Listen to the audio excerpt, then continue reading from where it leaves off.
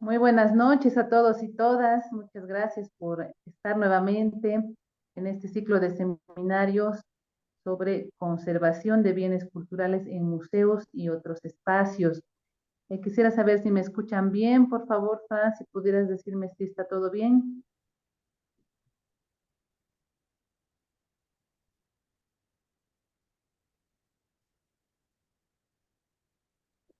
Sí, Muy se buenas escucha noches. bien. Ya, gracias, muchas gracias. Entonces vamos a ir ya esperando a que el resto se incluya en la sesión.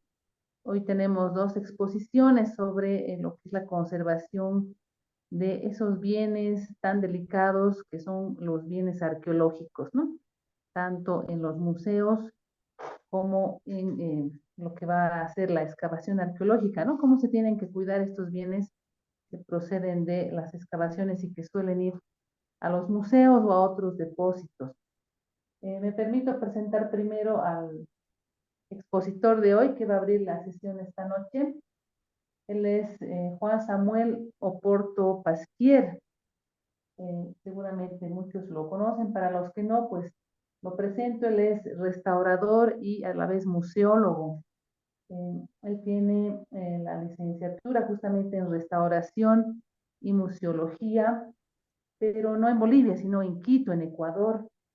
Ha hecho un diplomado en gestión patrimonial, un diplomado en gestión sustentable del patrimonio, ha sido gestor cultural también y técnico en restauración de pintura mural.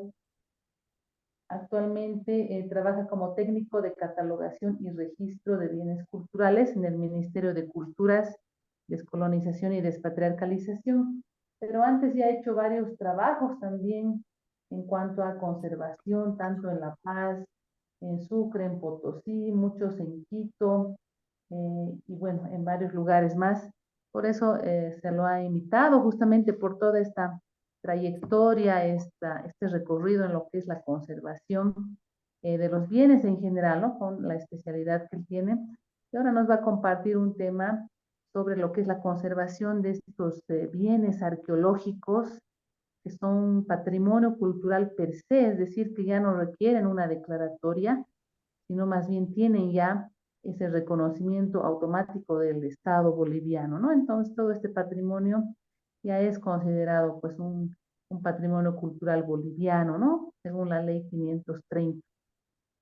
Querido Samuel, ¿estás por ahí? ¿Ya estás en la sesión? Sí, Luz, ¿se me escucha? Sí, un poquito bajo. No sé si pudiéramos aumentar el volumen para que todos podamos escuchar mejor, ¿no? Entonces, como ya estamos listos, están ingresando también los participantes. Vamos a ir comenzando porque hoy tenemos dos expositores, ¿no? Como estaba programado desde un principio y no queremos quitar mucho tiempo, ¿sí? Si todo está bien, entonces, Samuel, tienes la palabra, por favor, adelante para poder comenzar la presentación que tengas, o bien los videos, las imágenes que hayas preparado, por favor, adelante.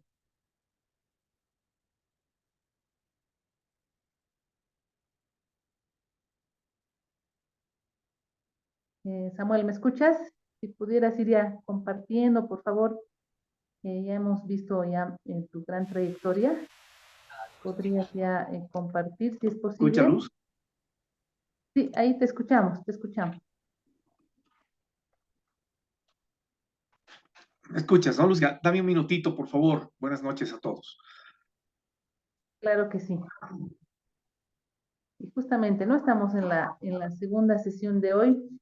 Estaban preguntando mucho lo de las grabaciones. Son grabaciones que las editamos, tenemos ese cuidado de quitar algunas cosas que son incómodas. Por eso las compartimos durante la siguiente semana, pero estamos tratando de que sea lo más antes posible, justamente para tener las disertaciones, ¿no? Como el día de ayer el maestro Roberto Montero nos ha mostrado todo lo que es esta complejidad de la conservación de lienzos, la conservación de esculturas de bulto redondo. Es realmente bastante complejo y bastante profundo el conocimiento que él tiene, ¿no? Entonces, vamos a ir compartiendo lo más antes posible para que podamos también ya repasar lo que se ha visto y para las personas que no han podido estar presentes, ¿no? Justamente para eso son las grabaciones y además para una memoria, ¿no? Que se pueda ir guardando en los archivos de cada uno. ¿Ya estamos, Samuel, o estamos todavía eh, con algunos problemitas? Samuel, ¿ya puedes compartir la pantalla? Sí, en este momento. Dame un minutito. Claro que sí. Mientras tanto, vamos esperando que se añadan más. Querida Luz, ¿se me escucha bien? Se te escucha, se te escucha. Si pudieras aumentar un poquito el volumen de la voz o aumentar el micrófono. Estamos viendo ya tu presentación, conservación del patrimonio arqueológico, Samuel.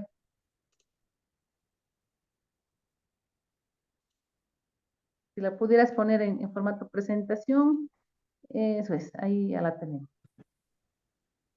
Adelante, Samuel, por favor, tienes la Perfecto. palabra.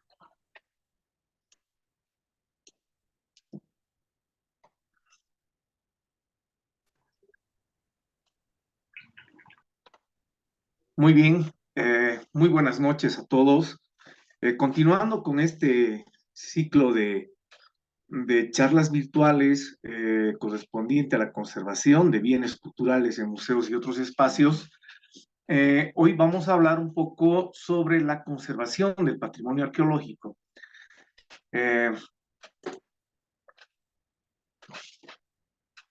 Empezaremos hablando un poco sobre lo que es el patrimonio arqueológico como tal. El patrimonio arqueológico representa la parte de nuestro patrimonio material para la cual los métodos de la arqueología nos proporcionan la información básica. Engloba todas las huellas de la existencia del hombre y se refiere a los lugares donde se ha practicado cualquier tipo de actividad humana y a las estructuras y los vestigios abandonados de cualquier índole, tanto en superficie como los que se encuentran enterrados o los que yacen debajo del agua. En nuestro caso de Bolivia, sí tenemos patrimonio subacuático que se llama este tipo de bienes que se encuentran sumergidos, pero tenemos un patrimonio subacuático lacustre. Normalmente en los simposios internacionales se habla del patrimonio arqueológico y es un poco raro, ¿no? Hablar o cuando nos escuchan hablar del patrimonio lacustre, porque normalmente de lo que se trata, digamos, a nivel internacional y lo que más existe, bueno, son pues el tema de los pecios, ¿no? Los navíos sumergidos, digamos, que normalmente se encuentran en las costas, en nuestras costas de Latinoamérica. Es importante eh, hablar sobre la preservación, la conservación y la restauración, que son tres términos, si bien están sumamente ligados, pero cada uno tiene su particularidad. Por ejemplo, cuando hablamos de preservación, hablamos de lo que corresponde a resguardar anticipadamente algún objeto lugar o tradición de posibles daños, aplicando esto especialmente para el patrimonio material y por supuesto también tiene que ver mucho con el patrimonio inmaterial, ¿no? Con el patrimonio intangible. También podemos hacer trabajos de preservación de este tipo de patrimonio. Si bien no es palpable, pero también es susceptible de riesgo de pérdida a través del tiempo.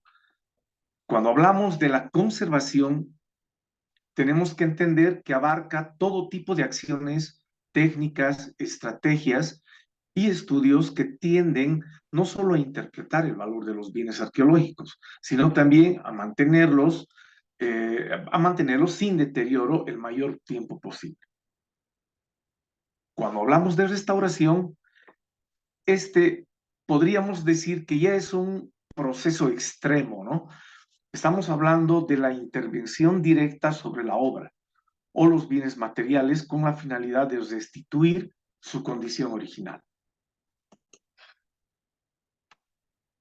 Es importante también hablar sobre los diferentes niveles de actuación sobre el objeto. Y cuando hablo de esto me refiero a la conservación preventiva y a la conservación curativa. La conservación preventiva se define como todas las medidas y acciones destinadas a evitar y minimizar el deterioro de pérdida futura. Se lleva a cabo con el contexto o con el entorno de un objeto, pero más a menudo en un grupo de objetos independientemente de su edad y condición. Estas medidas y acciones son indirectas, es decir, no interfieren en los materiales.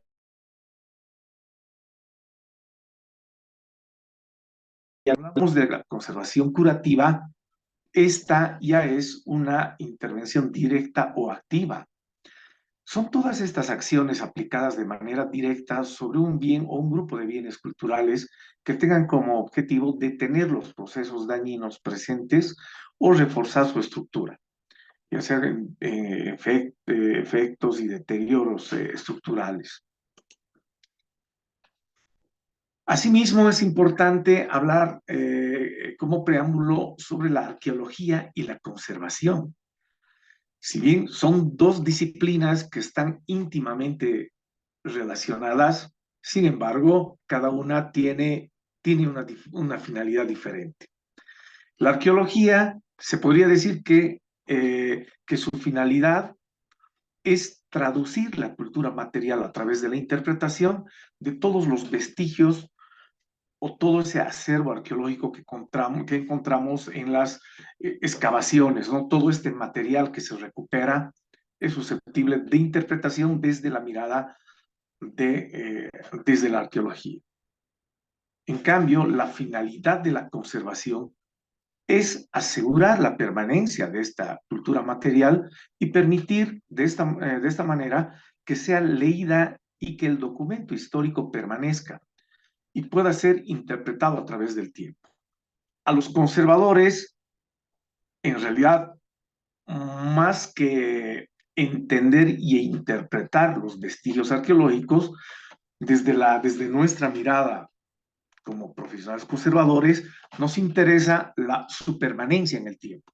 Y para esto nos interesa o debemos realizar todos aquellos procesos que podemos hacerlos en el marco de la conservación. Desde el momento de la extracción, desde el momento de la recuperación de un yacimiento arqueológico, ya podemos pensar en una conservación preventiva sobre todo, utilizando mecanismos idóneos, mecanismos adecuados, dependiendo de qué tipo de material se encuentre en el yacimiento arqueológico,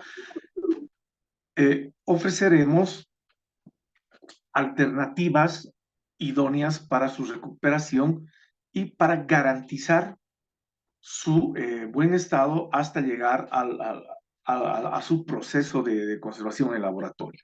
¿Me escuchan claramente? Perdón, pienso que estoy hablando, no, que no se me escucha bien. Te estamos escuchando, querido Samuel, adelante, está claro. Ya, perfecto, perfecto. Sigo entonces, gracias, Luz. El acervo arqueológico, nuestro patrimonio arqueológico es sumamente vasto. tenemos una serie de objetos, de artículos dentro de lo que compone el patrimonio arqueológico, y tenemos varios tipos de bienes arqueológicos, de bienes muebles arqueológicos. En este caso, voy a empezar hablando con los metales, que estos normalmente los vamos a encontrar en las excavaciones acá en nuestro país, y tienen varias características, ¿no? Nos vamos a chocar con varios tipos de metales en el transcurso, digamos, de las excavaciones también. Eh, a esto debo acotar, es importante antes entender, o se debería pensar en esto, en el marco de las excavaciones arqueológicas en todos los países ahora, es por normativa contar con un especialista conservador. Es por eso que les decía hace un momento, son dos disciplinas, si bien tienen finalidades diferentes, pero se apoyan una a la otra. Entonces, en este caso, es importante la presencia de un conservador. ¿Por qué? Porque nosotros más o menos entendemos cómo funciona la estructura de los materiales a través del tiempo. Dependiendo del tipo de material, en el caso de los metales, del tipo de aleación, entonces nosotros podemos identificar el posible deterioro que vaya a tener en el momento que estos artefactos han sido desenterrados, por ejemplo. Y el enemigo principal en estos casos es pues es el oxígeno, ¿no? Estamos rompiendo esa estabilidad que tenían todos estos objetos cuando estaban enterrados, y cuando en las excavaciones arqueológicas, bueno, pues de manera abrupta, digamos, se encuentran en otro medio distinto, ¿no? Y es un choque radical, es un choque brusco para este tipo de materiales, y dependiendo del grado de deterioro y el estado de conservación que tengan, pues van a sufrir o no, digamos, alteraciones, de repente alteraciones in situ, ¿no? En ese mismo momento.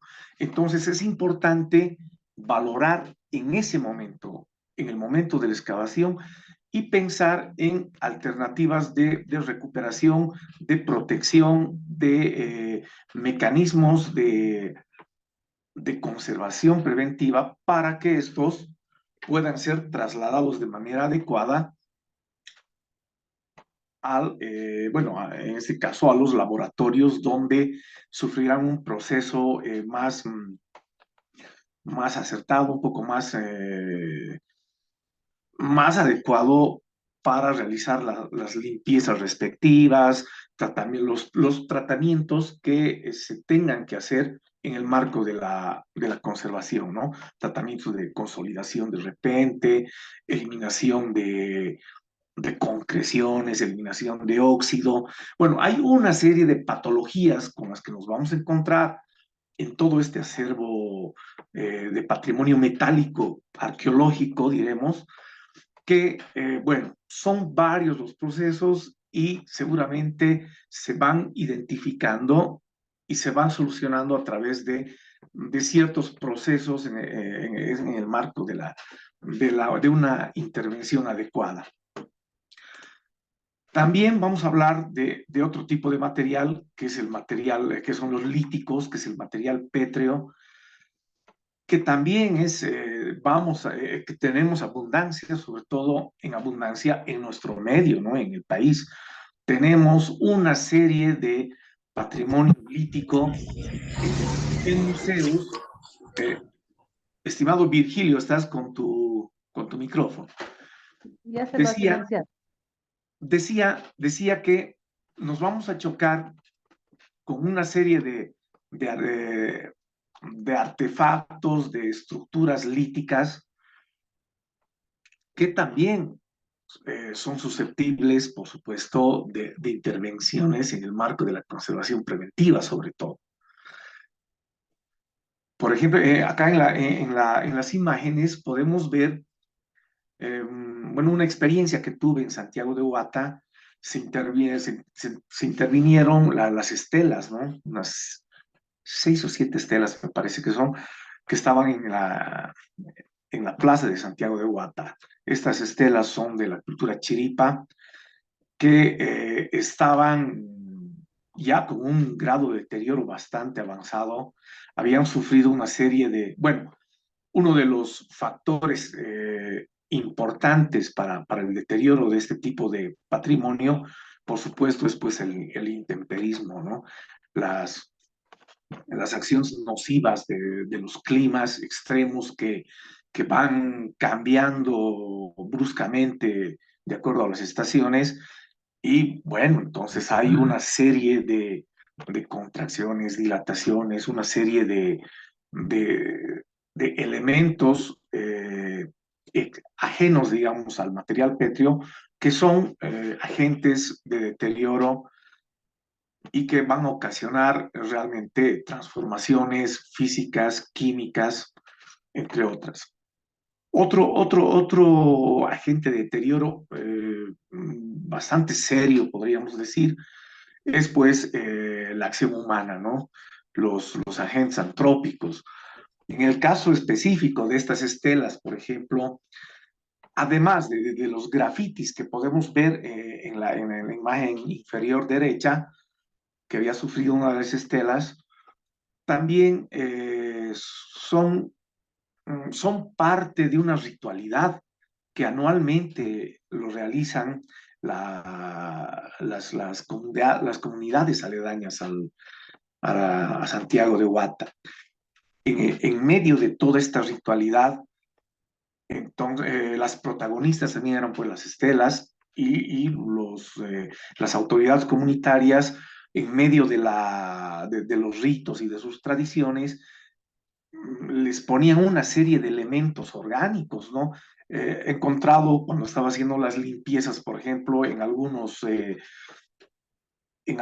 hendiduras, digamos, que tenían las estelas, le ponían una especie de sebo, le ponían algunos otros elementos orgánicos, además de ser susceptibles de las chayas y todo, ¿no? Entonces era una serie de elementos que también a lo largo del tiempo van a empezar a ocasionar deterioro y una especie de disgregación también en el material pétreo, combinado con el clima extremo, digamos, del sector. Entonces, a veces, bueno, en ciertos casos, bueno, las estelas de piedra sufren pues un deterioro aceleradísimo, ¿no?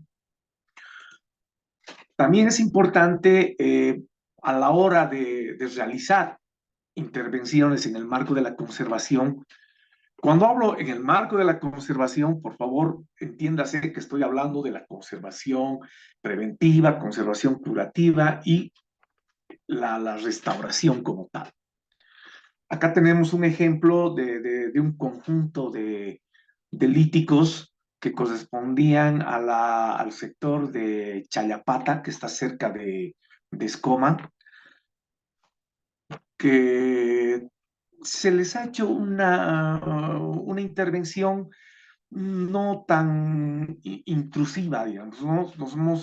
Eh, solamente se le hizo una limpieza general, un tratamiento de extracción de sales y se las reacomodó en un ambiente mucho más estable, en un ambiente libre de humedad, se les puso unas bases, digamos, que funcionaron como aislantes, digamos, del piso.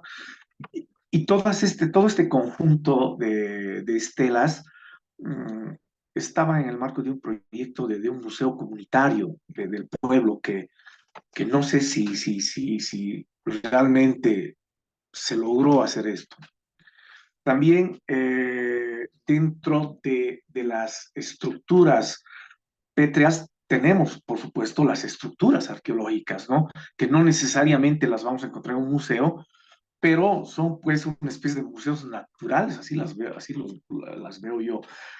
este conjunto de estructuras. Por ejemplo, en la foto hay es una fotografía que corresponde, si no me equivoco, a Incayacta, donde son una cosa de 70 estructuras que actualmente están con un altísimo riesgo de deterioro, de colapso sobre todo, porque han sufrido una serie eh, gracias a estos agentes externos, el clima sobre todo en este caso ha sido un factor determinante para su estado de conservación.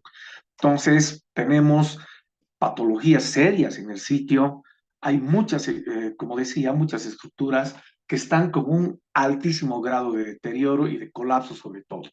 Hay debilitamiento estructural, han perdido en un 90% la argamasa, y ahora básicamente hay sectores que se están sosteniendo piedra a piedra, ¿no?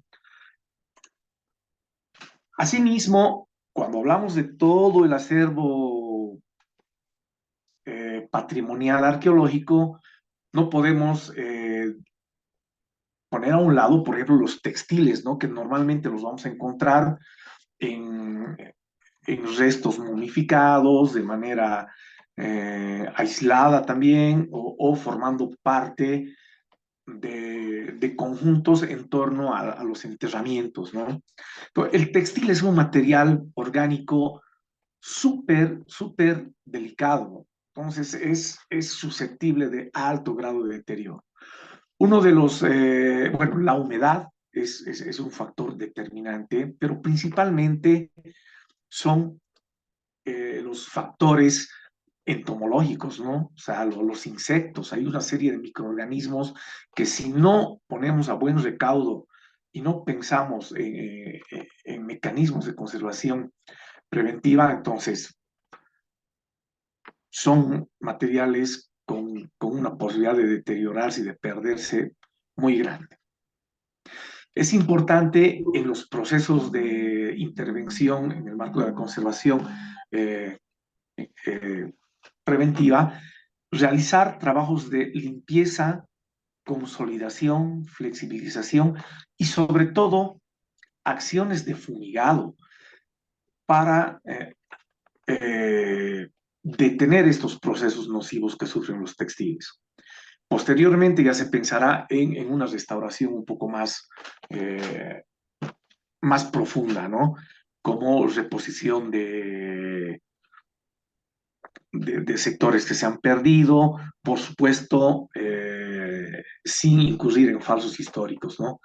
Entonces hay sectores donde sí se puede dar continuidad, se puede reproducir una trama, una urdimbre, se puede recuperar, digamos, el estilo de tejido que tenía, por supuesto, haciendo un análisis de las características de las fibras para utilizar materiales compatibles que nos van a garantizar una buena intervención. La, en, la entomofauna, como les decía, presente en los textiles, son uno de los agentes o son unos factores de biodeterioro muy fuertes. Entre estos organismos entomológicos, normalmente nos encontramos con ataques de polillas, de organismos que, que forman parte de colonias de insectos, plagas, hongos y, por supuesto, con un potencial de daño elevadísimo. Entonces, como primera acción en el caso de los textiles, sería recomendable hacer acciones de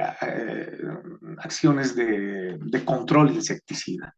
Hay varias formas de hacer, ¿no? Se puede recurrir a métodos químicos como son los vapores de timol, encapsulando las piezas. También se puede utilizar, bueno, hay varios productos ahora en el mercado, como son el caso del Foxtoxin, por ejemplo, que es bastante nocivo para los humanos, por supuesto, y se tiene que manejar con los mecanismos de protección correspondientes, ¿no? También tenemos, por supuesto, lo que más existe en el patrimonio arqueológico boliviano, y en el patrimonio arqueológico mundial, diría yo, es la cerámica, ¿no? Tenemos cerámica por doquier en la, producto de las excavaciones, ¿no? No todas, no, es bueno aclarar que no todo lo recuperado en las excavaciones arqueológicas, bueno, pues el destino final son los museos, ¿no?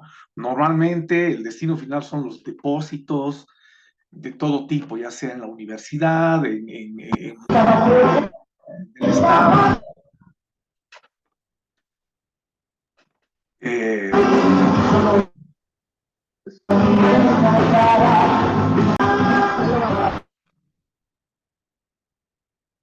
Continuo. Entonces, el patrimonio cerámico existe en abundancia. Por general, bueno, por lo general, los museos se esfuerzan en almacenar la cerámica, así como muchos otros tipos de materiales. Estos materiales, cuando estamos hablando de material cerámico museable, material cerámico expositivo, normalmente en las salas de exposición, para que se mantengan estables, tienen que estar en los parámetros de una humedad relativa que oscile de los 45% por ciento a 55%, y con una temperatura de 17 grados centígrados a 20 grados centígrados. En estas condiciones, normalmente las cerámicas se van a mantener estables siempre y cuando no tengamos cerámicas cuyo grado de cocción sea distinto, ¿no? O sea, no todas las cerámicas tienen un mismo grado de cocción, por ejemplo. Entonces, hay unas que no han cocido muy bien, tienen, bueno, su composición estructural es bastante débil. Entonces, con este tipo de material hay que tener un poco más de cuidado. Asimismo, nos vamos a encontrar dentro del patrimonio arqueológico con los restos óseos. A la hora de intervenir el patrimonio arqueológico, tenemos que estar conscientes que se requiere la participación de un grupo multidisciplinario, de un grupo interdisciplinario, ¿no? Y, por ejemplo, la bioarqueología es una rama de la antropología física que justamente estudia estos restos humanos recuperados. Entonces, podemos apoyarnos en estos profesionales para a la hora de realizar intervenciones en el marco de una investigación de este patrimonio, en el caso de los restos óseos, por ejemplo, ¿no? Los restos óseos, por supuesto, también van a sufrir altísimo grado de deterioro dependiendo de las condiciones donde se encuentren, ¿no? Por ejemplo, hay que tomar en cuenta, bueno, cuando estamos realizando trabajos en el marco de una excavación, hay que tomar mucho en cuenta el tipo de pH del suelo, si el grado de humedad, si es un suelo ácido o no. Todo esto se va a reflejar en el estado de conservación de los restos óseos.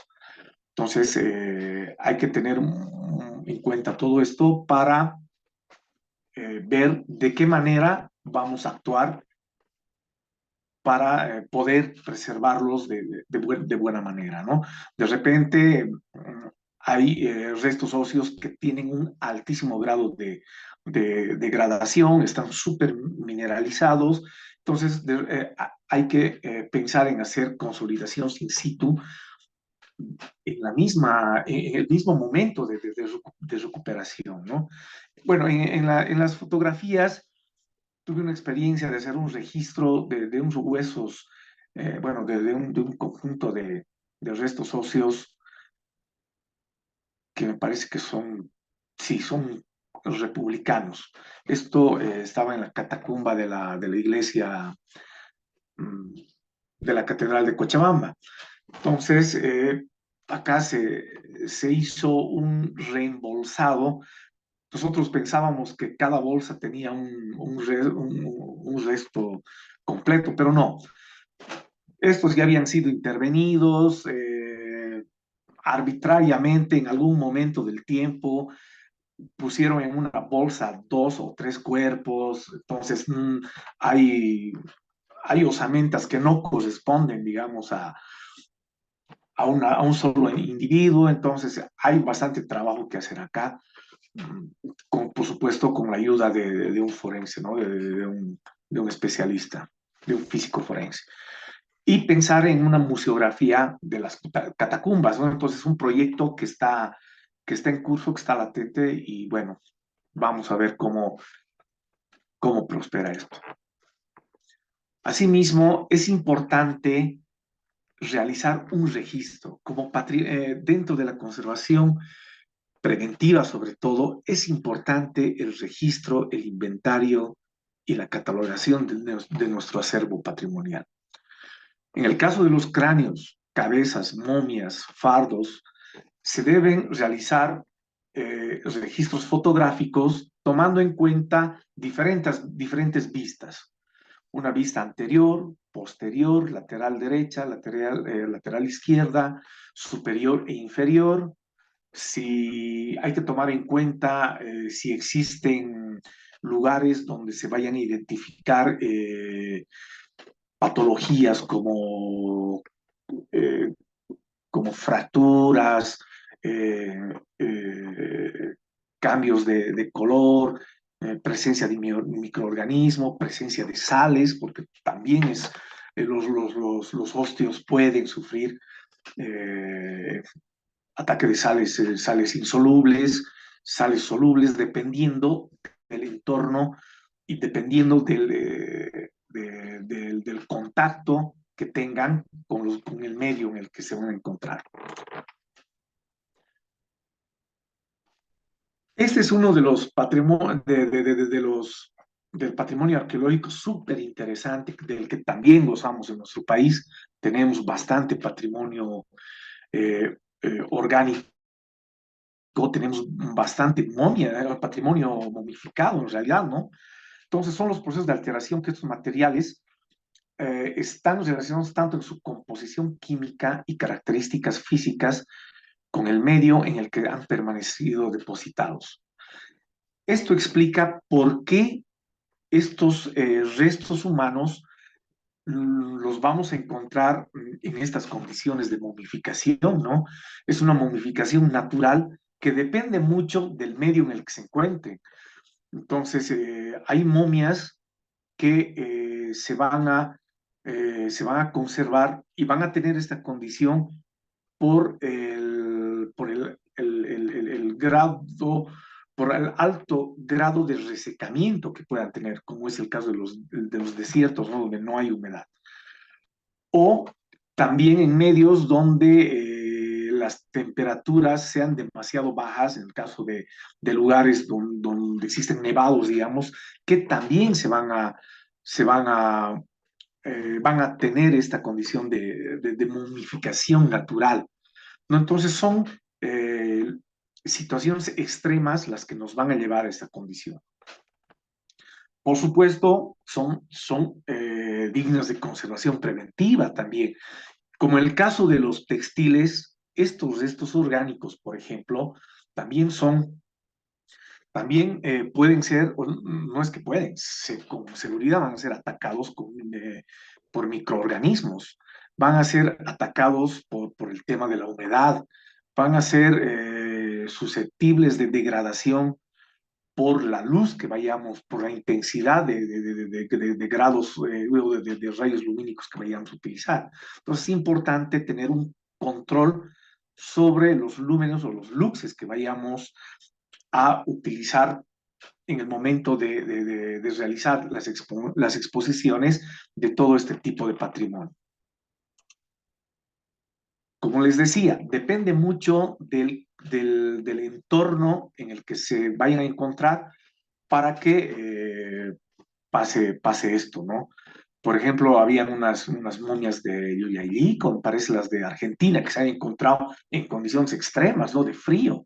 Acá tenemos un ejemplo de un resto momificado en la nieve. Tenemos otro ejemplo en la parte derecha de una momia que se la ha encontrado en el desierto de Atacama. Tenemos la momia, esta momia niña, que es una momia Pacajes, que recién bueno, el 2019 se la repatrió. En el lado izquierdo podemos ver el- el grado o sea, cómo se han mantenido casi en condiciones perfectas, digamos, todos los rasgos de esta momia, ¿no? Que es una mujer. Entonces, es interesante este patrimonio, pero también tiene que ser atendido y sometido a altos grados de control para que pueda permanecer en condiciones, en situaciones idóneas en el caso de los museos y sobre todo en el tema de los depósitos, ¿no? Asimismo, dentro del acervo arqueológico vamos a encontrarnos estructuras arqueológicas. ¿Qué podemos hacer en este caso de las estructuras pensando en una conservación preventiva? Entonces, podemos realizar en muchos casos, como había dicho, que el intemperismo es uno de los factores de deterioro muy fuerte. Entonces, podemos pensar en realizar unas cubiertas no fijas, cubiertas desmontables, por supuesto, pensando mientras se realizan investigaciones, mientras se realizan de repente trabajos de prospección, trabajos de prueba de pala, trabajos ¿por qué no? En el marco de una excavación también podemos pensar en este tipo de cubiertas a manera de conservación preventiva. Asimismo, en el marco de la conservación preventiva, se pueden hacer trabajos como control de vegetación, ¿no? Que la vegetación, las plantas menores, bueno, la vegetación en sí, también es uno de los factores muy altos de deterioro de las estructuras, ¿no? Eh, Crecen sin control, bueno, primero nos impiden tener una lectura correcta, digamos, del sitio y también van a empezar a incidir en las estructuras como tal. Entonces se van a empezar a meter en los paramentos, en las juntas.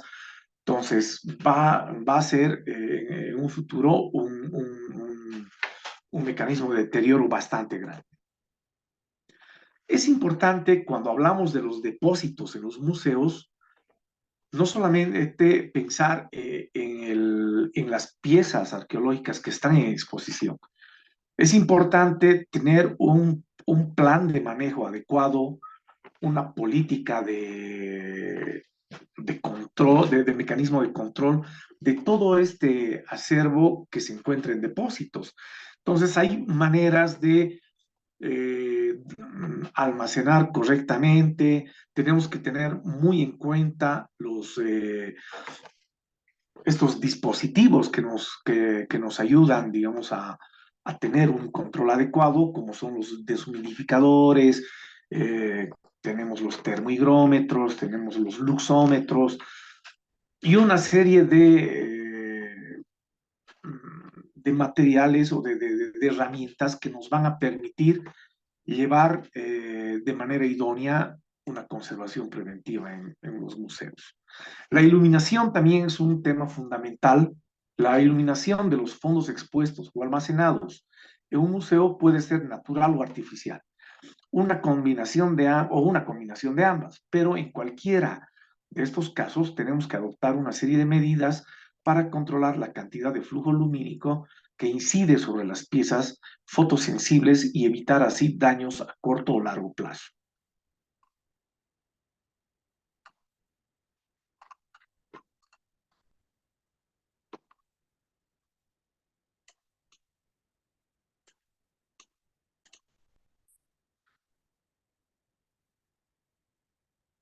Bueno, básicamente es lo que les puedo compartir un poco. También voy a hablar un poquito más sobre las lámparas utilizadas en la iluminación de un museo. Entonces, estas pueden ser individualizadas o combinadas. Existen tres tipos de iluminación. Estas pueden encontrarse en el mercado en una amplia gama de tamaños y modelos. Las lámparas incandescentes o de tungsteno son confiables porque consisten en un filamento enrollado de tungsteno que al ser calentado por una corriente eléctrica hasta una temperatura de 27 o se vuelve incandescente a media luz. También podría pensar en tubos fluorescentes, que estos emiten una fuerte radiación ultravioleta, pero estos son nocivos para los bienes museables. Como les decía, depende mucho del tipo de material que vamos a someter a exposición para pensar en alternativas de iluminación. Bueno, hay iluminación que es totalmente inocua para los bienes patrimoniales arqueológicos, ¿no? Entonces, como son la iluminación LED y otro tipo de iluminación. Bueno, básicamente creo que me he extendido demasiado, lo siento mucho. Uno empieza a hablar de esto y se apasiona. Bueno, básicamente esto es cuanto les puedo compartir sobre la conservación de patrimonio arqueológico. Espero que haya sido de su agrado la exposición y estoy dispuesto a resolver cualquier duda o inquietud que tengan. Muchísimas gracias. Muchísimas gracias, querido Samuel. Una síntesis muy apretada de lo que es la conservación justamente del patrimonio arqueológico, ¿no? Y algunos ejemplos muy claros de lo que has podido ver y trabajar en cuanto a líticos, óseos, etcétera. Vamos a dar pie a las preguntas y comentarios, por favor. Breve y puntualmente quisiéramos que puedan tomar el micrófono o bien escribir en el chat para que podamos hacer una ronda de comentarios y preguntas. Adelante, por favor, tienen la palabra, queridos participantes.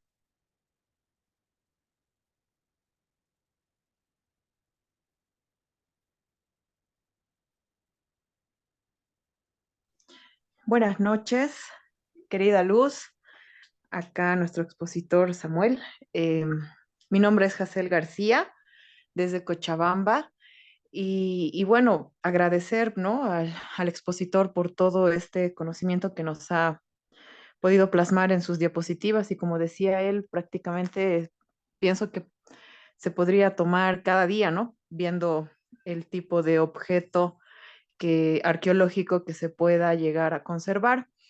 Tengo una pregunta. Dentro de lo que es el patrimonio arqueológico, tengo entendido que están las cúpulas, ¿verdad?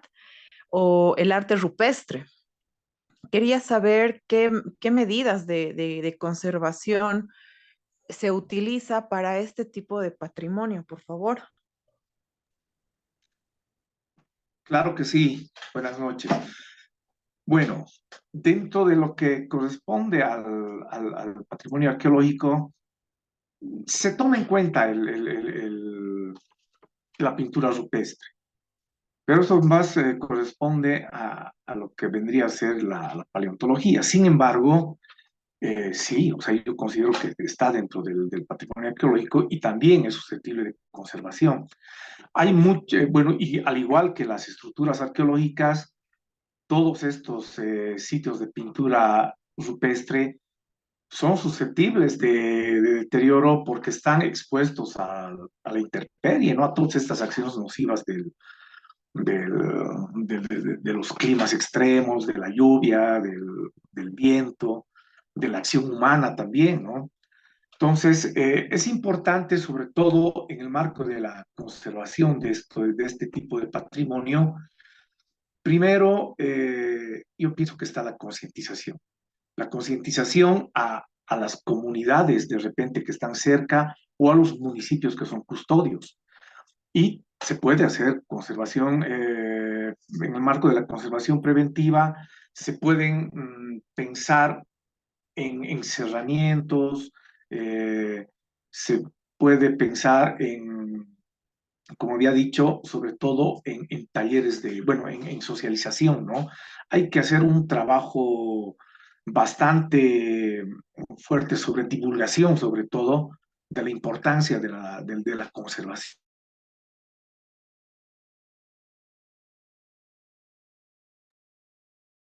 Querido Samuel, se ha apagado tu micrófono. Samuel, te hemos dejado de escuchar. No sé, algo ha pasado por ahí. Sí, no, todavía no te escuchamos. Ahora sí, Ahora sí ya te no sé escuchamos. qué pasó. Sí, Bueno, ya está bien. decía que no sé desde qué parte no me escucharon, pero bueno, decía que este tipo de patrimonio, que es el patrimonio, lo que comprende la pintura rupestre, los petroglifos, etcétera, es importante hacer un trabajo serio de concientización, sobre todo con las comunidades y con los gobiernos autónomos municipales, para que de manera conjunta pensemos en acciones de protección de estos sitios, ¿no? Antes de pensar en una intervención como tal, en una intervención en el marco de una restauración. Hay sitios que ciertamente están muy afectados y necesitan una intervención de emergencia ya en el marco de la restauración. Pero, como digo, es importante un trabajo serio de concientización, sobre todo para la salvaguarda de este tipo de patrimonio.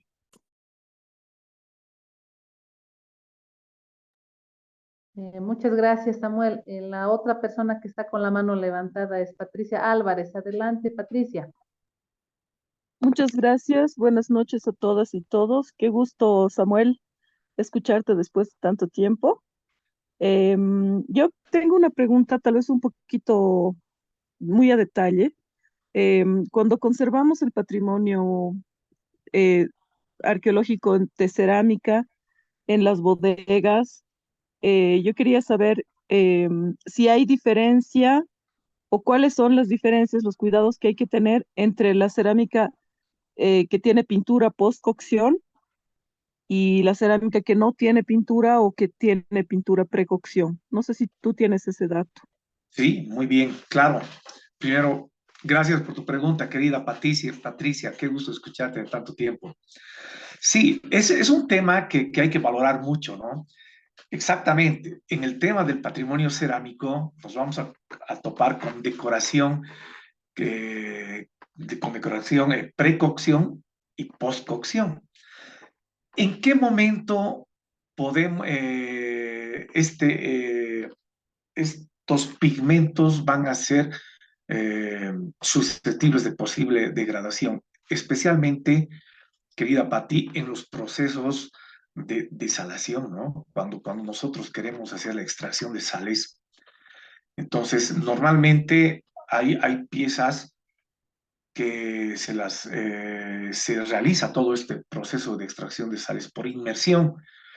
Entonces, no podríamos pensar en realizar un proceso de extracción de sales por inmersión en una vasija o en una cerámica que tiene decoración postcocción, ¿no? ¿Por qué? Porque entonces llevaríamos, o el pigmento está con alto riesgo de desaparecer. Cuando es precocción, cuando tenemos decoración precocción, no hay mucho problema, ¿no? Porque son pigmentos que no van a, o sea, que van a aguantar una serie de intervenciones. Podemos realizar procesos donde esté presente la humectación, por ejemplo, o tengamos que utilizar eh, líquidos solubles, por ejemplo, para realizar ciertas limpiezas. Entonces no van a sufrir ningún tipo de deterioro.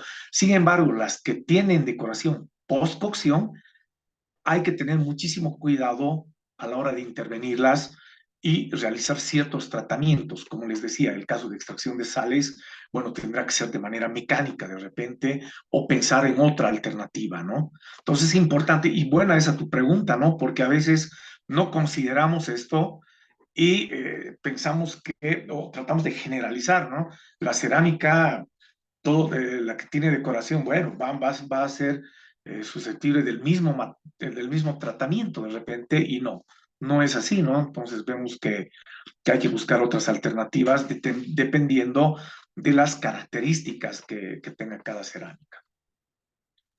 Muchas gracias. Gracias, querido Samuel. Estamos con varias preguntas y algunas están ya abarcando otros temas, ¿no? Vamos a tratar de responder esas preguntas al final de la sesión porque no es lo que ha presentado Samuel, ¿no? Pero hay dos que sí están más relacionadas con lo que ha presentado. Una es de Eugenia: ¿cómo se realiza la conservación en piezas líticas, principalmente monolitos? Seguramente ha tomado en cuenta los trabajos en las estelas, ¿no?, de Huata. Y la otra es la de Ángela: ¿cuáles serían las medidas los métodos de conservación en piedras de joyería, ¿no? Imagino joyas seguramente, de lítico también. Hay otras preguntas que son tres, que hablan de los derechos del patrimonio arqueológico, el expolio, ¿no? Y cómo se realizan las torres funerarias. Esas están un poquito fuera de tema, pero vamos a guardarlas para el final de la sesión y así no quitar tiempo al segundo expositor. Entonces, repito las dos que están más vinculadas con el tema, Samuel. Una es cómo se realiza la conservación en las piezas líticas, ¿no?, en los monolitos. Y el otro es cuáles son las medidas y métodos de conservación en piedras de joyería, ¿no?, o en joyas de lítico. Adelante, Samuel, para ir terminando las preguntas y luego pasar al siguiente expositor, guardando estas preguntitas que nos hacen sobre temas un poco más alejados, ¿no? Adelante. Muy bien. Bueno, respecto a la primera pregunta, bueno, el proceso de conservación de las estelas o del patrimonio lítico va a depender mucho del estado de conservación en el que se encuentre. De repente, en algunos casos, solamente sea necesario hacer una limpieza de repente, ¿no? Una limpieza y una consolidación. Listo, ¿no?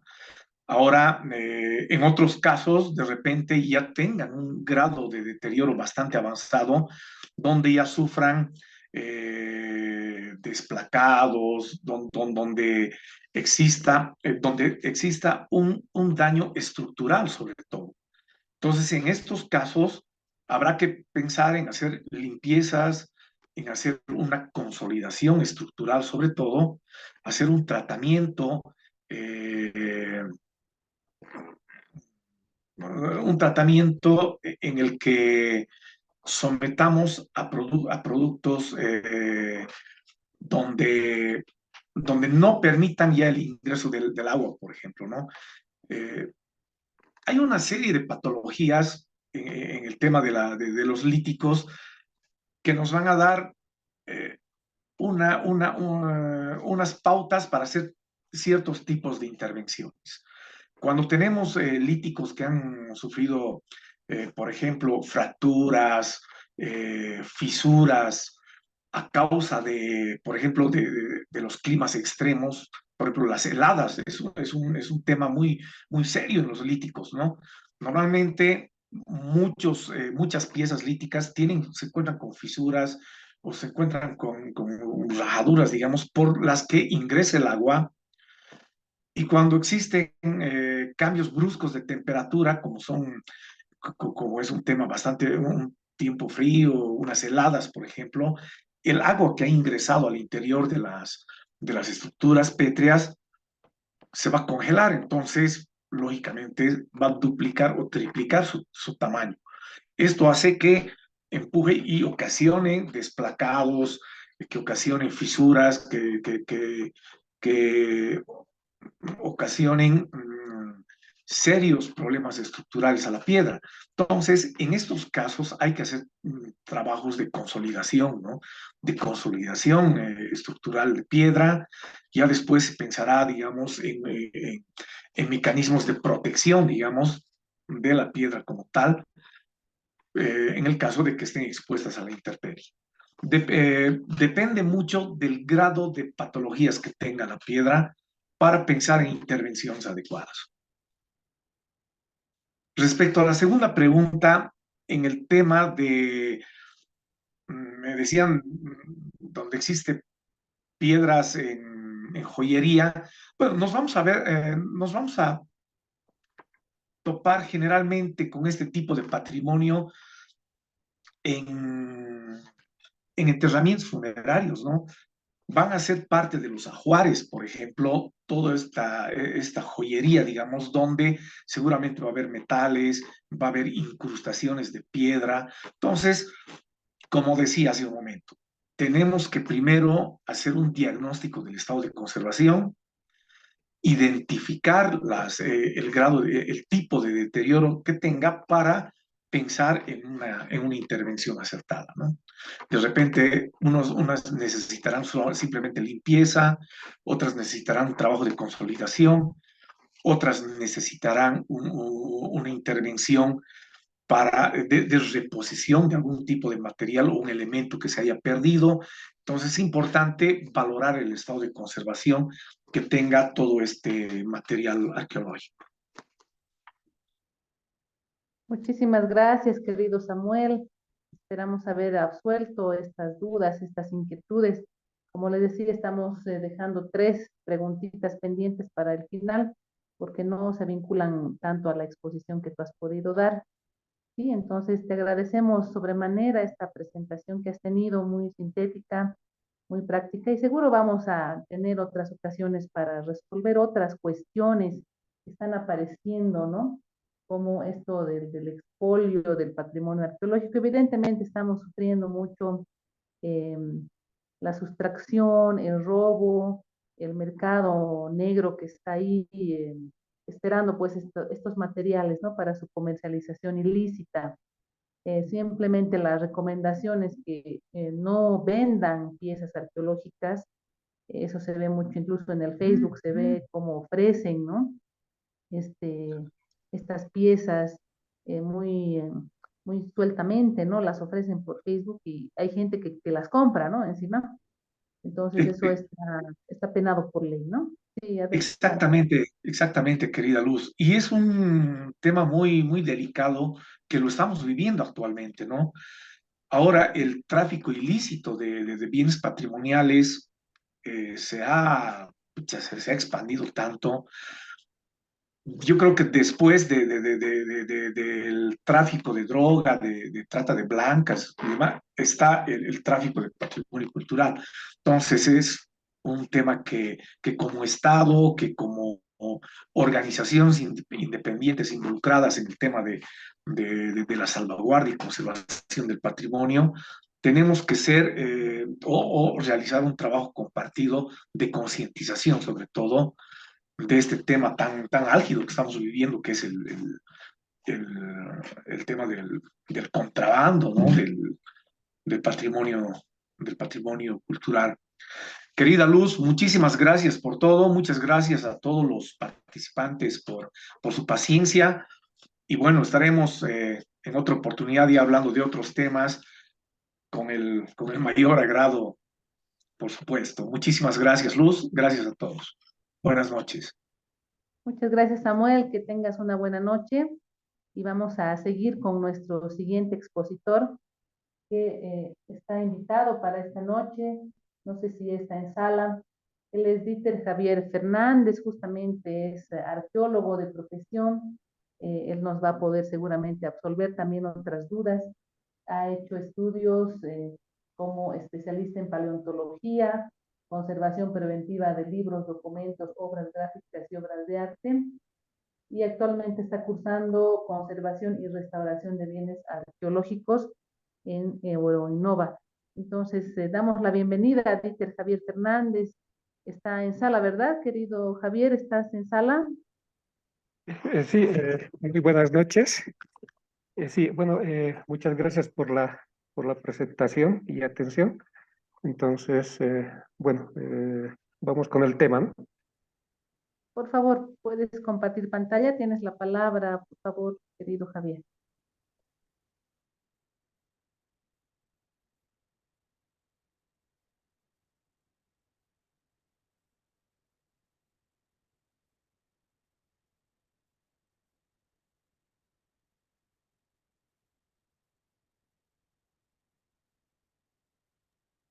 Ya estamos viendo la pantalla y solo falta ponerla en presentación. Ahí está. Muchas gracias. Adelante, por favor. Sí. Bueno, tal como refleja el título del tema, bueno, se considera importante que la conservación preventiva sea incluida en el lugar donde se desarrollan los procesos de excavación arqueológica, ¿no? Tal como lo explicaba el especialista Samuel, ¿no? Como parte de los proyectos de diagnóstico, monitoreo, intervención y medidas de mitigación, ¿no? Con el objeto de minimizar el impacto negativo que se produce en los elementos patrimoniales, ¿no? Como veíamos, ¿no? Como producto del cambio brusco de ambiente. Vamos a empezar con este interrogante, ¿no? ¿Qué es una excavación arqueológica? Bueno, la excavación arqueológica es un método propio de la ciencia arqueológica que consiste en remover los depósitos en el orden inverso a cómo se fueron formando, tomando como elementos importantes la estratigrafía, las interfaces, los contextos, los complejos estructurales y el contenido de material cultural. Bueno, son palabras demasiado técnicas, ¿no? Pero, a ver, bueno, ¿qué son los estratos, no? Los estratos representan el ciclo en el tiempo y se diferencian entre estratos por su color, textura, compactación, granulometría, densidad y contenido de material, ¿no? Este material puede ser son artefactos y ecofactos. ¿Qué son las interfaces? Bueno, las interfaces representan las antiguas superficies, ¿no? Son como los suelos que han pisado en esa época, ¿no? Por lo tanto, es la topografía de un yacimiento. ¿No? ¿Qué es el contexto? ¿No? El contexto se refiere a la relación entre estratos, estratigráfica que existe entre los elementos artefactuales, es decir, en el contenido que habíamos dicho, ¿no? De artefactos y ecofactos, los complejos estructurales y las interfaces. Y finalmente, ¿qué son los complejos estructurales? Bueno, corresponden, en palabras sencillas, a evidencias arquitectónicas, ¿no? Aquí en esta imagen vemos, por ejemplo, es una excavación arqueológica de China Central, ¿no? Y en la imagen superior derecha se ven esqueletos de caballos y al medio se encuentra una carreta, ¿no? De madera, ¿no? Y en la parte inferior ahí vemos un esqueleto humano y también vemos ahí vasijas, ¿no? De cerámica. Entonces, este es el contexto, ¿no? Es la relación entre un elemento con su entorno, ¿no? Que es relacionado con su, como decíamos, ¿no? Mm, con su estrato, con su interfase, ¿no? Con sus complejos estructurales, con el contenido material, etcétera. ¿No? Aquí tenemos otro ejemplo de excavación arqueológica ya mucho más compleja, ¿no? Donde ahí vemos estructuras circulares, ¿no? Ahí vemos una estratigrafía mucho más compleja, ¿no? Que refleja, que reflejan todas las actividades que se han realizado ahí, ¿no? Desde lo más antiguo hasta lo más reciente, ¿no? Bueno, esta es la representación de un perfil estratigráfico tomado del libro de Harris. Y en este perfil estratigráfico se puede ver de modo sencillo, ¿no? Cómo son los estratos. Aquí, por ejemplo, bueno, aquí estamos señalando, este es un estrato, ¿no? Este sería otro estrato y este estrato continuaba en este lugar. Pero aquí vemos cómo este muro, ¿no? acortado, ¿no? Acortado esta continuidad estratigráfica, ¿no? Entonces, lo que decíamos era de que estos estratos se presentan a una época, a un momento en el tiempo, ¿no?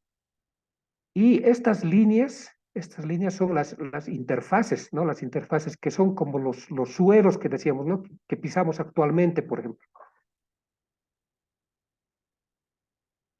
Bueno, es tomado de la misma manera, ¿no? Del libro de Hasis. Aquí se ve un poco cómo se han ido formando los diferentes estratos, ¿no? Aquí dice por erosión, ¿no? Por erosión, la tierra, bueno, por la gravedad, ¿no? Se va depositando y lo que va formando por acumulación un estrato, ¿no? O en la imagen de la parte inferior ahí vemos un depósito, ¿no? De pronto aquí querían hacer una fosa y para construir un muro, ¿no? No se sabe, pero esa tierra extraída de esa fosa ha servido, bueno, para crear sin querer otro estrato, ¿no? Entonces, bueno, esa es la formación, ¿no? Estratigráfica. Bueno, sin embargo, a pesar de la importancia que representa para la ciencia arqueológica, la excavación arqueológica, eh, si en el proceso de excavación no se toman en cuenta elementos importantes de conservación preventiva, ¿no? Tal como los reflejaba Samuel, durante el proceso de recuperación de materiales, lo único que se logra es acelerar el proceso de deterioro y corrosión en los artefactos y ecofactos, ¿no? Provenientes de cada unidad estratigráfica. Bueno, ¿qué son los artefactos y qué son los ecofactos? Bueno, los artefactos son elementos antrópicos, es decir, producidos por una actividad humana, ¿no? Entonces, estos artefactos han sido producidos por la alteración de materiales naturales, ¿no? Por ejemplo, la piedra, el hueso, podemos tener, digamos, las astas, la madera, las conchas, la lana, etcétera, ¿no? Y bueno, y de materiales artificiales, ¿no? Como los metales, los vidrios, la cerámica, ¿no? Aquí tenemos ejemplos de artefactos, ¿no? Ahí vemos eh, piedras, ¿no? Piedras que han sido escogidas y trabajadas, ¿no? En este caso para convertirlas en puntas de flecha, ¿no? Entonces son un material que han sido escogidos por su dureza, ¿no? Tenemos también hueso ahí trabajado, ¿no? Ahí se evidencia decoración. Bueno, y en el sector derecho tenemos una madera, ¿no? Que ha sido, que tienen ahí unos rebajes, ¿no? Que ha sido utilizado por la cultura tihuanaco, ¿no? Como tableta de rapé, ¿no? Para alucinógenos.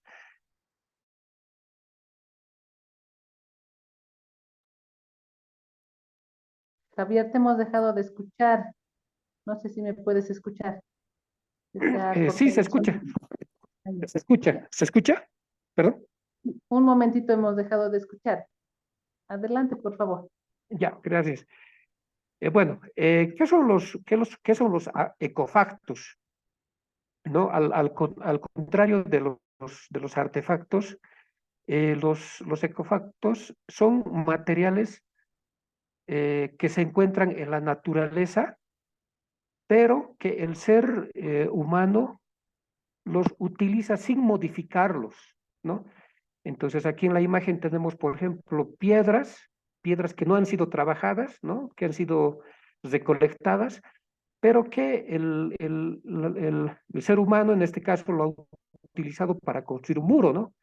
Y en el otro lado tenemos, ¿no? Unos tallos de madera, ¿no? Que seguramente se lo había podido utilizar bueno, para un fogón o incluso como un arma primitiva, ¿no? Para alejar a los animales, digamos, ¿no?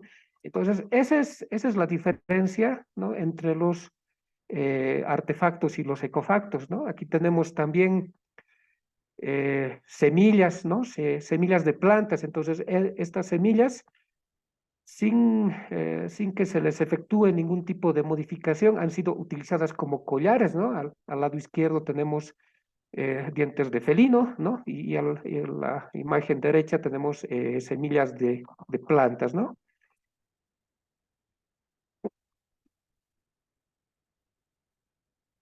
Bueno, ahora vamos a entrar a un tema más específico. Bueno, ¿qué es la conservación preventiva, ¿no? Y conservación in situ, ¿no? Eh, bueno, la conservación preventiva se define como el conjunto de acciones destinadas a detectar, evitar y retardar la aparición de deterioros en los bienes culturales, ¿no? Esa es la definición básica de conservación preventiva, ¿no? ¿Y qué es la conservación in situ, ¿no? Tal como explicaba también Samuel, ¿no?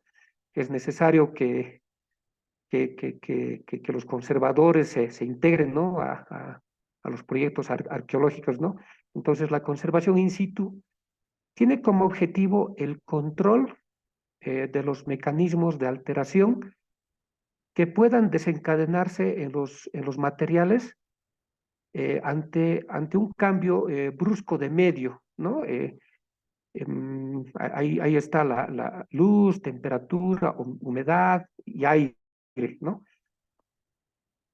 Bueno, cuando los objetos son enterrados, ¿no? Estos se encuentran en un entorno caracterizado por la ausencia de luz, bueno, también presencia de sales minerales, ¿no? Que son transportadas por el agua, o también por el contacto con tierras, bueno, corrosivas, ¿no? O más o menos corrosivas, ¿no? Temperatura y humedad estables, y acceso limitado de aire, ¿no? Es especialmente el oxígeno, ¿no? Entonces, cuando en un periodo prolongado de tiempo, los objetos logran un equilibrio, em, se podría decir progresivo con este tipo de entorno, ¿no? Con el entorno subterráneo, ¿no? Pero durante el proceso de excavación, cuando los objetos son expuestos nuevamente al aire, entonces se desencadena todo un proceso de deterioro y corrosión acelerado, ¿no?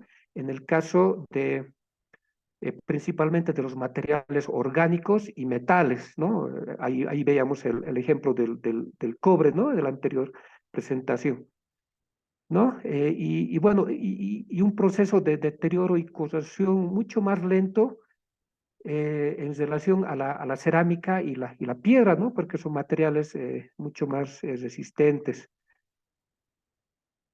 Bueno, qué son los materiales orgánicos? Los materiales orgánicos esencialmente son elementos que provienen de los seres vivos, ¿no? Del reino animal, del reino vegetal, ¿no? Entonces, como parte de estos materiales se encuentra, por ejemplo, la madera, la piel, ¿no? El cuero, la corteza, las fibras textiles, también los huesos humanos, ¿no? Y huesos de animales, ¿no? Todos estos elementos forman parte de los materiales orgánicos. Eh, bueno, en el caso de la madera, la piel, la corteza y las fibras vegetales, bueno, estos materiales son bueno, son los más utilizados, ¿no? En la fabricación de instrumentos, ¿no?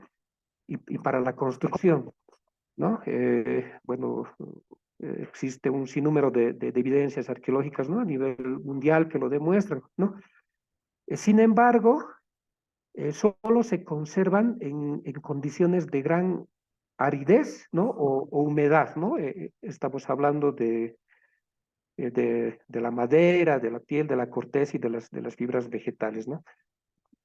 En el caso de los huesos humanos y de animales, mm, bueno, cuando se deposita un cuerpo humano y de animal, bueno, en un contexto terrestre principalmente, ¿qué es lo que pasa, no? Primero los insectos destruyen las membranas mucosas y los microorganismos, ¿no? ¿Qué son estos? Ahí están los hongos y bacterias, desintegran los tejidos blandos, erosionando y degradando las superficies de los huesos. Entonces, este proceso, ¿no? Según los especialistas, tiene una duración estimada de 7 años, ¿no? Sin embargo, los huesos, por su mayor densidad y tamaño, o los dientes, ¿no? Por la capa protectora de esmalte que tienen, bueno, son los que tardan más en degradarse, ¿no? Eh, el agua en los huesos, ¿qué es lo que provoca, no? Provoca cambios de volumen, tensiones, fracturas, ¿no? Bueno, bueno, por otro lado, los huesos, ¿no? Por su mayor densidad y tamaño, bueno, son los que más tardan en degradarse, ¿no? Eh, bueno, los huesos están sujetos a alteraciones mecánicas, ¿no? A la presión o a la abrasión, ¿no? A la abrasión eh, eh, que ocurre en el sedimento. Las raíces de las plantas y de los árboles, ¿no? De igual manera pueden agujerear el hueso y al mismo tiempo que segregan ácidos que pueden alterar la estabilidad de su fracción mineral.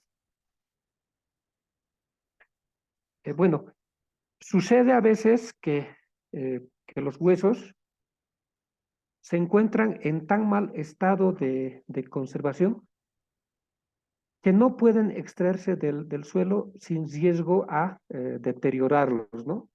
Ahí en las imágenes de Samuel se veían, ¿no? Muchos ejemplos, ¿no? Entonces, en estos casos, lo que se recomienda es emplear un consolidante, ¿no? Un consolidante, pero este consolidante tiene que disolverse con facilidad, ¿no? Entonces, existen, ¿no? Resinas sintéticas, ¿no? Tal como lo explicaba en el mercado, ¿no? Para poder extraerlo del suelo y trasladarlo al laboratorio para aplicar un tratamiento posterior de preservación, perdón, ¿no? Eh, bueno, si el hueso se extrae de un medio relativamente seco, bueno, se emplea una solución al 10% de acetato, ¿no? De polivinilo. Y si el hueso es extraído de un medio húmedo, se debe emplear una emulsión acuosa, ¿no? Esas son las recomendaciones, ¿no? Que se tienen para este tipo de material. Bueno, ¿qué son los materiales inorgánicos? Eh, bueno, son esencialmente elementos que provienen del reino mineral, ¿no? Por tanto, son materiales inertes, ¿no? O sea, porque no presentan vida. Como parte de estos materiales se encuentran los metales, eh, la cerámica, ¿no? Y la piedra, ¿no? Que ha sido ampliamente explicada por el profesional especialista, ¿no? En el caso de los metales, por ejemplo, ¿no? La tendencia natural de un metal es volver siempre a su estado natural. ¿Y cuál es su estado natural? Es el mineral, ¿no? Entonces, a esto se llama proceso de corrosión. Eh, Tras esta reacción que comienza en el momento en que el objeto queda sepultado, se produce un ligero equilibrio con el medio subterráneo. ¿no? Donde la degradación es continua pero lenta, ¿no? Bueno, siempre y cuando no varíen las condiciones del entorno, ¿no? Pero cuando un metal es enterrado expuesto en contacto con el medio externo, ¿no? ¿Qué es lo que pasa? Los mecanismos de alteración se desencadenan, ¿no? Ante una humedad relativa superior al 45%, por ejemplo, ¿no? Las sales se reactivan y en el espacio de una hora más o menos se produce una reacción violenta. Entonces, ¿cuáles son las medidas in situ que se deben realizar, ¿no? Como parte de la conservación preventiva? Bueno, proteger el objeto primero de las radiaciones solares para evitar que con el aumento brusco de temperatura se provoque contracciones y dilataciones en el metal. Entonces, ¿y esto qué ocasiona, no? Ocasiona fracturas o finalmente de la destrucción del objeto de la pieza, ¿no? Bueno, se debe engasar la pieza, ¿no? Y reforzar en las zonas susceptibles de fracturas. Bueno, se recomienda utilizar una estructura rígida a modo de cama para que el objeto se lo inmovilice, ¿no?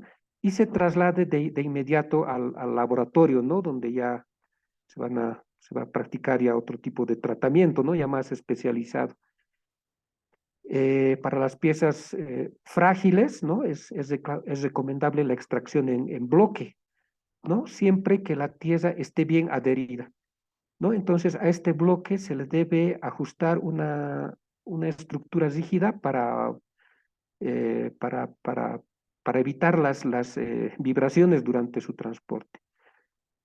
En el caso de los objetos de metal, ¿no? De gran tamaño, bueno, se debe remover la suciedad con espátulas de madera y broches, ¿no? Teniendo en cuenta, digamos, la inexistencia del núcleo metálico, ¿no? Aquí vemos en la imagen, por ejemplo, estos objetos de cobre, estos son los núcleos metálicos, ¿no?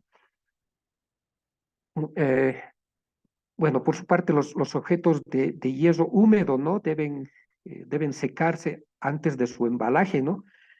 Se deben proceder con baños sucesivos en alcohol y acetona, ¿no? Y una vez secos, deben ser embalados en contenedores utilizando sal higroscópica, ¿no? De gel, de sílice, con indicador de cobalto.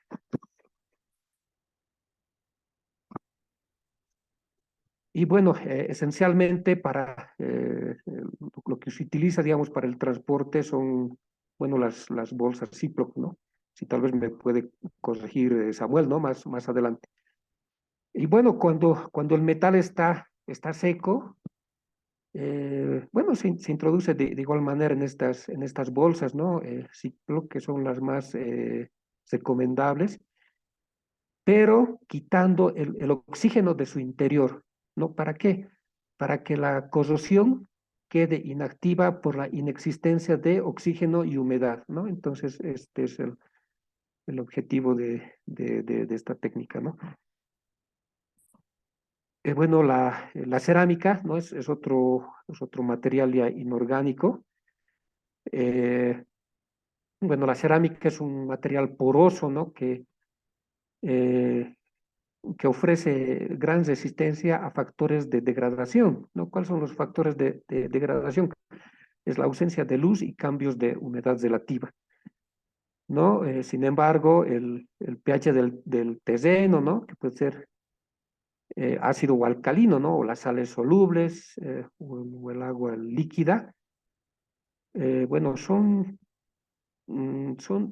agentes de alteración que actúan primero sobre la superficie del objeto, ¿no? Y bueno, y de forma progresiva van atacando, digamos, el núcleo, ¿no? Bueno, en piezas con cubiertas de esmaltes, ¿no? O tenemos la cerámica vidriada, por ejemplo, ¿no? las sales, eh, o sea, como intentan llegar a la superficie, ¿no? Entonces, esto origina que el revestimiento de este tipo de cerámicas, de este tipo de vasijas, presenten microfisuras, ¿no? Y bueno, y finalmente la aceleración de su desintegración, ¿no? Entonces, como parte del proceso de conservación in situ, ¿no? De la cerámica, se debe realizar la limpieza, una limpieza minuciosa de la superficie, pero utilizando una espátula de madera. O sea, la idea es rebajar la tierra, ¿no? La tierra adherida a la vasija hasta unos 2 o 3 centímetros, ¿no? Por debajo de la base, ¿no? Y se debe aplicar tiras de gasa de algodón, ¿no? Estas tiras de gasa tienen que estar previamente sumergidas en algún adhesivo, ¿no? En algún adhesivo, que puede ser el Paraloid, el B72, por ejemplo, ¿no? Y utilizando de forma intercalada papel de aluminio como aislante, ¿no? Entonces, y a la hora del transporte, bueno, al igual que los otros tipos de materiales, ¿no? Es imprescindible inmovilizar la pieza. Y bueno, y si estos adhesivos son muy caros, ¿no? Entonces, lo que se puede hacer es utilizar la misma tierra del yacimiento, ¿no? Para el transporte, ¿no? O para llevar al laboratorio, digamos, ¿no? De forma urgente, ¿no? Bueno, otro método simple que puede ser utilizado para la extracción del objeto, digamos, es en forma de bloque, ¿no? Acompañado de la misma tierra, ¿no? Entonces, en este caso, lo que se debe hacer es mantener la humedad del conjunto, ¿no? Que se envolverá en láminas de polietileno, ¿no? Es decir, un plástico especial, ¿no? No cualquier plástico, ¿no? Entonces, este polietileno debe tener orificios, ¿no? Algunos orificios para que eviten la condensación del vapor del agua, ¿no? Eso es esencialmente lo que se debe hacer. Y después de eso ya efectuar el traslado al laboratorio, ¿no? De manera inmediata. Entonces, bueno, y si el objeto aparece seco, ¿no? Si las vasijas, ¿no? Digamos que se encuentran vasijas de cerámica enteras, ¿no? Entonces se podía utilizar el Paraloid 72 en forma de goteo, ¿no? O a través de inyección y aspersión, ¿no? Eh, bueno, y para la cerámica vidriada, bueno, cuando el vidriado ya aparece desprendido en escamas, entonces lo que se hace es ya fijar, ¿no? A su soporte original utilizando el Paraloid 72, ¿no? Que es el más recomendado, digamos, ¿no? Bueno, a una concentración, bueno, creo que es del 18%, ¿no? En acetona, pero efectuando una previa limpieza de la zona afectada. Bueno, y por último, ¿no? De los objetos trabajados en material lítico, ¿no? Que son otros materiales inorgánicos, ¿no? Bueno, lo que se hace es, se procura eliminar cuidadosamente las raíces de las plantas, ¿no? Los musgos, los líquenes, ¿no? Responder al tratamiento con un pincel suave, ¿no? Después de ablandarlos. Si es necesario, se puede utilizar una solución, eh, puede ser de amoníaco, ¿no? Bueno, la piedra puede ser lavada en una solución antiséptica, ¿no? ¿No? Que puede ser por 2 litros por metro cuadrado de superficie, o sea, esa es la relación que se da. Y bueno, y para reforzar las piedras frágiles, ¿no? Se puede adoptar un método de impregnación utilizando agentes consolidantes, ¿no? Uno de estos agentes consolidantes son, por ejemplo, las mezclas de ceras fundidas o soluciones de ceras, ¿no? Resinas o silicatos, ¿no? Etílicos. Entonces, la eficacia de este método va a depender del grado de penetración que pueda conseguirse, ¿no? Esto se va a relacionar con el tipo de piedra, ¿no? Que estemos tratando, ¿no? Si es sedimentario, ¿no? Si es volcánico, ¿no? Bueno, los tratamientos con resinas solo requieren la cantidad mínima de consolidación necesaria, eh, ¿no? Solo es para restablecer la conexión que debe existir entre los granos de la piedra que se han desintegrado o están en vías de disociación, ¿no? Bueno, a, a modo de conclusión, bueno, lo que podríamos señalar es de que la conservación preventiva, bueno, debe ser incluida en el lugar donde se desarrollan los procesos de excavación arqueológica, ¿no? Ya decíamos, como parte de los proyectos de diagnóstico, monitoreo, intervención, medidas de mitigación, ¿no? Con el objeto de minimizar el impacto negativo que se produce en los elementos patrimoniales como producto del cambio brusco de ambiente, ¿no? Bueno, y la última conclusión, ¿no? De que la excavación arqueológica, ¿no? Decíamos que es un método propio de la ciencia arqueológica que consiste en remover los depósitos en el orden inverso a cómo se fueron formando, ¿no?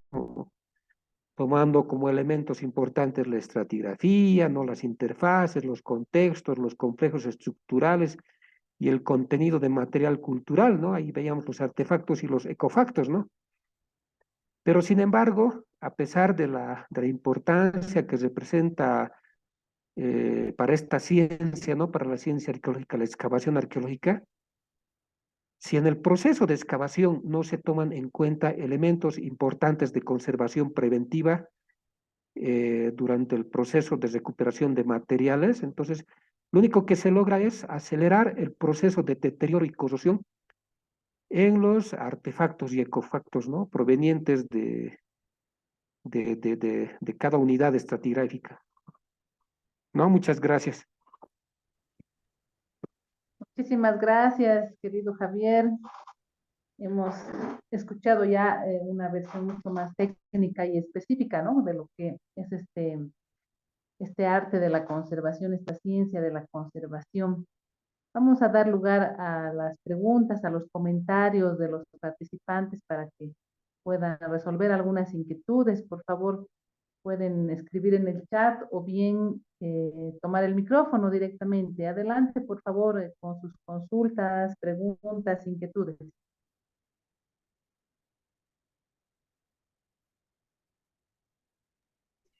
Sí, buenas noches. Javier, muchas gracias por la explicación súper completa y bien necesaria. Yo quería hacer hincapié en algo que tú has estado diciendo varias veces durante tu exposición, y es que se necesita tener laboratorio, ¿no? Especializados durante las excavaciones arqueológicas. Em, Estamos totalmente de acuerdo con eso. Sin embargo, me parece, tal vez este es un comentario un poquito fuera de la exposición en sí misma, pero así como para pinchar al ámbito de las políticas públicas, ¿no? Sabemos que hay legislación que está referida específicamente a las actividades arqueológicas. Sin embargo, no recuerdo eh, que esta necesidad esté evidente dentro de la política pública. ¿Por qué hablo de esto? Hemos visto que hay muchos proyectos de obras civiles que han estado contratando arqueólogos para realizar justamente el salvataje de sitios arqueológicos, ¿no? Sin embargo, las condiciones en las que trabajan los colegas no les bien de tiempo, no siempre se les permite realizar todas las medidas de conservación in situ que deberían realizarse, ¿no? Entonces, ahí, quienes por norma de autonomía tendrían que velar justamente por la conservación de bienes son los gobiernos municipales, ¿no? Y creo que este es todavía un desafío bien importante al momento de desarrollar las actividades de excavación dentro de los parámetros que tú estabas mencionando, ¿no?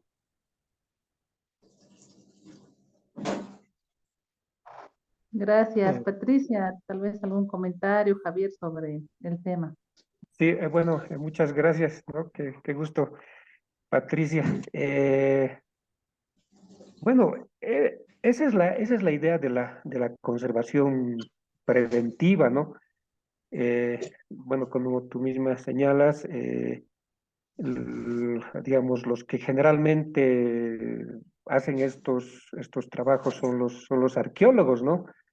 Pero a lo largo de la carrera, de la experiencia, hemos visto que muchos colegas, bueno, y tal vez de forma personal también, ¿no? Pues hemos incurrido digamos, a no tomar en cuenta mucho lo que es, ¿no? La conservación preventiva, ¿no? Desde el uso de bolsas de plástico, por ejemplo, ¿no? Bueno, que por la falta de presupuesto, ¿no? O sea, lastimosamente se utiliza, ¿no? O sea, claro, las normas de conservación preventiva digamos, te señalan que lo ideal es utilizar las bolsas Ziploc, por ejemplo, ¿no? Pucha, pero estas bolsas Ziploc son caras, ¿no? Son caras.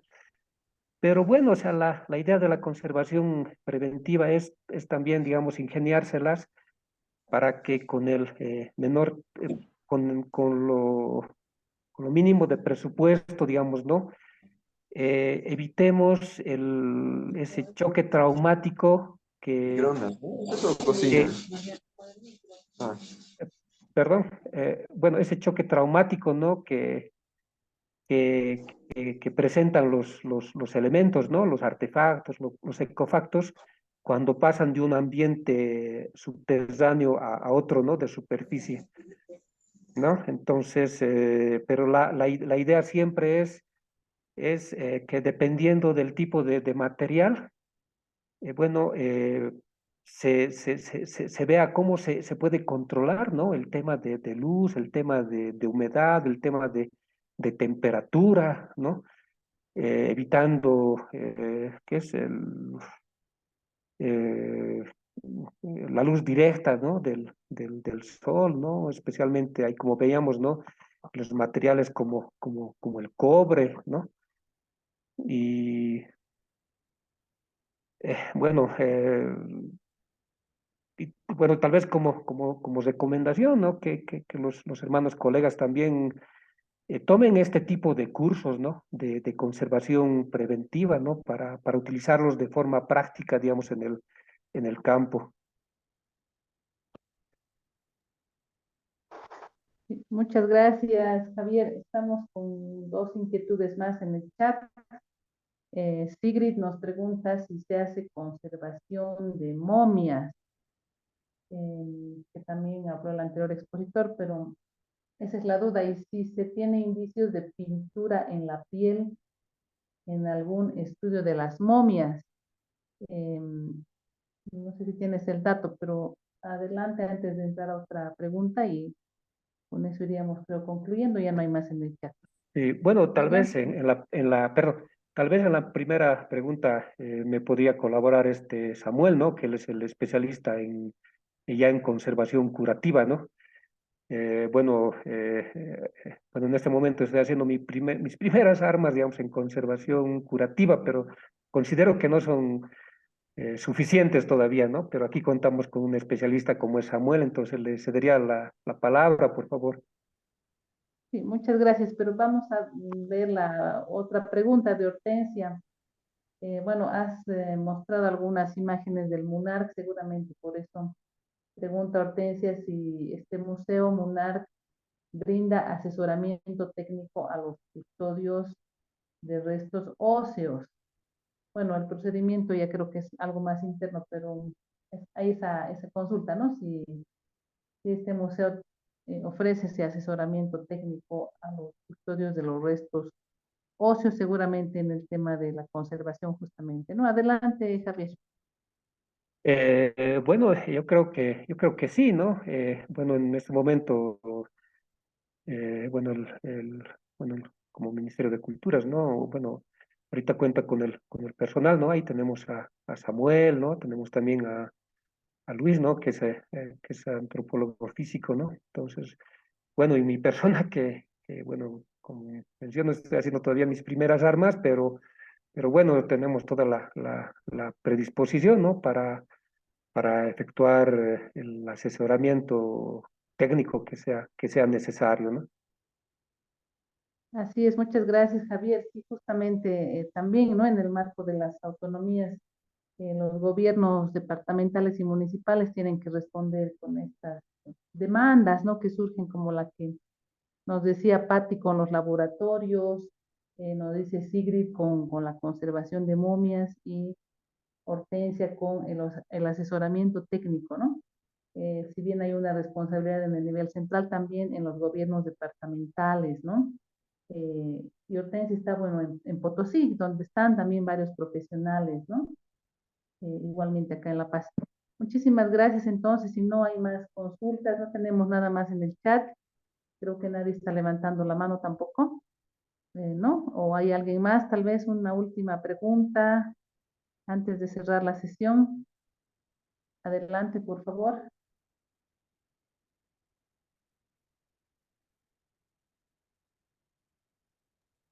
Si me permites, Luz.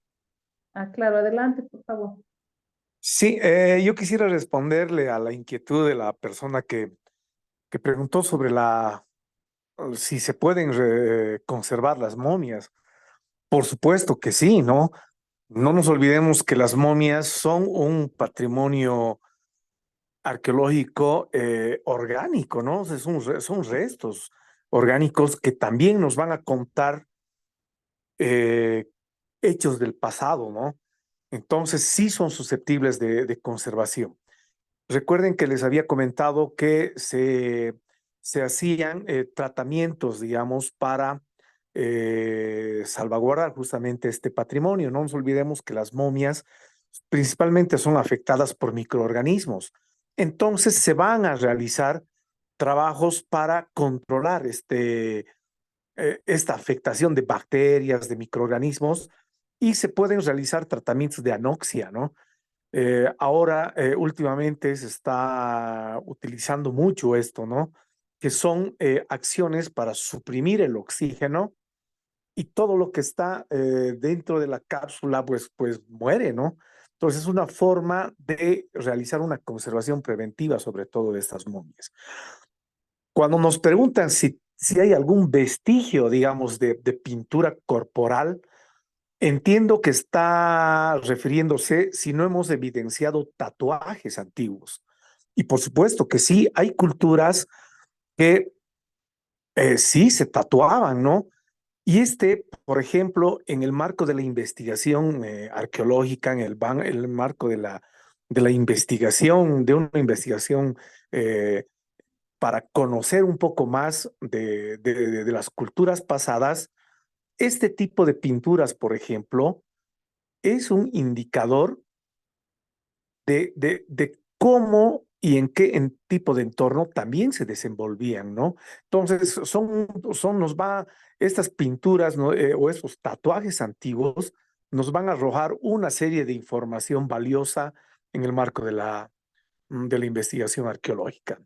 Muchas gracias, Luz. Gracias por esa acotación. Entonces, con esto, pues, cerramos esta noche, ya casi siendo las 10 de la noche. Agradecemos mucho a los dos expositores y vemos que es, pues, bastante complejo, ¿no? El tema. No es simplemente hacer algún proceso, sino hay que hacer estudios previos, análisis, ¿no? Por tanto, la recomendación siempre es contratar, acudir a un especialista, un profesional que pueda dar estas respuestas, ¿no? En todo este proceso, miren, desde la excavación hasta el que va a un depósito o a un museo, en el mejor de los casos. Hay mucha limitación, evidenciaba Patti, ¿no?